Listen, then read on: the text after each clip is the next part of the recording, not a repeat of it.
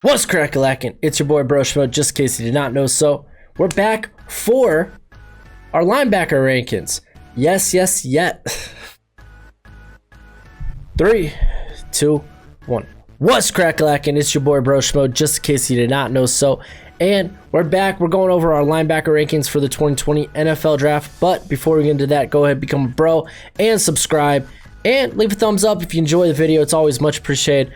Much obliged. I will be having a watch party on my channel. If you want to come during the draft, if you want to come and chill, just talk football, I'll be here for that. And I got a lot of content on the channel going on right now. We're doing like 2, sometimes 3 videos a day, depending on if I get that free agency video out anytime soon. I'm working on it. But yeah, let's go ahead. Let's just dive into our rankings. We're going to start. Typically about 25 to 30 linebackers are taken in the draft. So I'm giving you a top 15. So let's go ahead. Let's just start with that. F15, I got Jacob Phillips at LSU. I was pretty high on Phillips coming into the season, but Queen had the season. I thought we'd be talking about Jacob Phillips the way people are talking about Patrick Queen, but just didn't happen. Now Phillips, he does have an ideal build. He's got good athleticism, and some teams won't mind trying to develop that. Worst case scenario, he should be a solid starter, maybe solid bench guy, really good special teamer. But I got Malik Harrison at 14. He improved a ton in 2019, especially in coverage, but he wasn't asked to do too much in that regard, often just dropping back into spies. He offers a lot as a blitzer and a run defender, but he might never be on the field for passing downs. David Woodward out of Utah State here at 13. I really wish he would have returned. It was a pretty rough year for Woodward. He had health, at least from a health perspective, and I mean, some of the areas I thought he excelled in, he was a bit exposed at, but still he's got good instincts. He's got good tackle prowess, and he has a really safe floor. I think he can be a solid contributor in a 4-3 defense. And then Sean Bradley, man, I really got turned on to Sean Bradley real late, just because I didn't get really around to watching him, you know. But he may be a coverage linebacker, or at least only a coverage linebacker. But yeah, that has a lot of value in the modern day NFL. I mean, he boasts a very impressive athleticism. He's got great range. Again, he might only be a coverage linebacker. He's a bit of a liability in the run, and he's never really been successful as a blitzer. But I mean, that's not a big deal if you're grabbing this guy in like the 5th, 6th round. Logan Wilson at 11. He improved bit by bit every year. He's been a long-time starter there at Wyoming, especially in coverage, man. But he won't be ideal for like a man, and his agility is a bit of a liability in zone. So I don't know how good he really will be in coverage. He looks more like a traditional linebacker.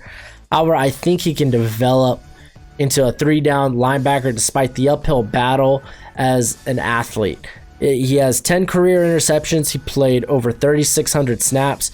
You can really see the experience in his game, and I mean, that helped. You could tell that helps him a ton in coverage. And then going to 10, I got Cam Brown out of Penn State. Very fast, very athletic, but needs to refine in coverage and his tackling. Like I said, his athleticism is almost unparalleled in this draft, and I mean, if a team picks him up, he will be a bit of a project, but you could immediately just ask him to go out there and play what he sees. Don't ask him to make really any reads. Just go after the football. Jordan Brooks here at 9. His speed may suggest that he might develop in coverage, but he isn't really a sideline to sideline athlete. He doesn't really have that agility. Downhill though, he's a force of nature. He shoots the gap. He's probably the most sure tackler in this draft. But yeah, this guy, man, he ain't afraid to take on offensive linemen. And then I got Davion Taylor out of Colorado. This guy, his game's kind of a bit like Isaiah Simmons, kind of, sorta. He's he's a great athlete. He has sick explosiveness. He's built more like a safety, but he played actually more of kind of a slot corner role in the Colorado defense. He won't be able to really do that in the NFL, so the move to linebacker was kind of expected. He's still very inexperienced. He only played one game in high school, and the guy's still learning the game. But, I mean, given his superior athleticism and his sureness as a tackler, he may be a guy worth developing. You might get a potential stud. Troy Dye, here at number 7. Dye isn't a... He's not a great tackler. He's not a bad one, but he's not great. But he's very good in coverage. He has a very good football IQ. He's got ridiculous arm length. As a blitzer, he knows when to shoot those gaps. I mean, like I said, he's very, very intelligent, very instinctual. Kind of like he's just the ultimate opportunist. Zach Bond here at 6. And some people are way higher on Zach Bond than I am. You'll see some guys kind of give him that Joe Schubert comp. And I mean, that's a fair comparison, but it's hard seeing him being a full-time edge rusher at 238. That's why he made the move to linebacker, but he doesn't really have necessarily the upper body strength needed to do so. So I don't know how good he'll be if he's asked to blitz and such. But the kid's got a great motor. He's still got a ways to go in terms of coverage.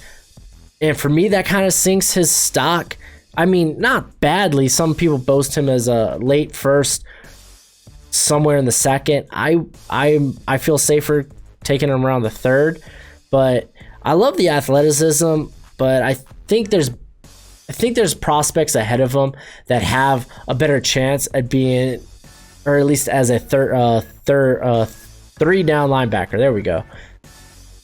And consistent contributors. That's just my opinion, though. And the top 5, we're going to start with Akeem Davis Gaither, ADG himself. People say Isaiah Simmons is a bit of a tweener, but this guy is truly a tweener. His ability to pass rush and drop back into coverage is perfect to how the position is played today, and just he may be a little bit undersized. As you can see, he's only 224, so he may be a bit undersized, which you could say the same thing about Patrick Queen. But I love the guy. He plays with some serious physicality despite his size. He does have quite a bit of missed tackles over the last 2 seasons, so that's a little bit of a concern, but not big. That's something you could teach. Willie Gay Jr. here at 4. He missed 8 games because of violations for an academic tutor. Basically, he was caught cheating on a chemistry test. I get it. Chemistry, it's tough. But I'm not saying that it's okay or anything, but because of that, he only played 5 games last season. We saw limited snaps from him in 2019 and in 2018. His athleticism can't be denied, though, and he provides a lot in coverage. I mean, this guy, he can develop into a Pro Bowler. I'm really high on him. Kenneth Murray, man, at Oklahoma, the dude, he never really, for me, displayed any playmaking potential, or at least until the second half of the season. I don't expect him to be or at least to force turnovers, or to be, he can blitz, but I don't think he's going to be a very effective one. But again, he's just a solid linebacker. He'll make plays against the run game. He'll limit yards after the catch, because the guy is a sideline to sideline athlete. And then Patrick Queen, my other second rounder, because I only got 1 first round linebacker, and he's kind of a linebacker. But Queen, he was used much more in the box, at least in comparison to Simmons. But he boasts similar athleticism. He's only 20, so I mean, I think it would be ideal for him to fill out his frame, because like we were talking about with ADG, he is a bit undersized, but he already plays very physical. He's also very rangy, and he's got good, or at least he's very good at disguising his blitzes. Isaiah Simmons is number 1. Of course he is. Simmons, he's a new breed of linebacker, kind of, sort of. He's more of a jumbo safety, but he has the versatility to play in the box, play in slot, even play in the back end. Even as a blitzer, he has the length to work leverage or just blind quarterbacks, block passing lanes. That length is just phenomenal. Whoever drafts Simmons could have a special player on their hands if they kind of use him in that joker role rather than just strapping him to one position. I think it's more ideal to move him around. But that's it for the video. Go ahead, do YouTube thing. It's always much appreciated, much obliged. But until next time, you be easy, my friends. Later.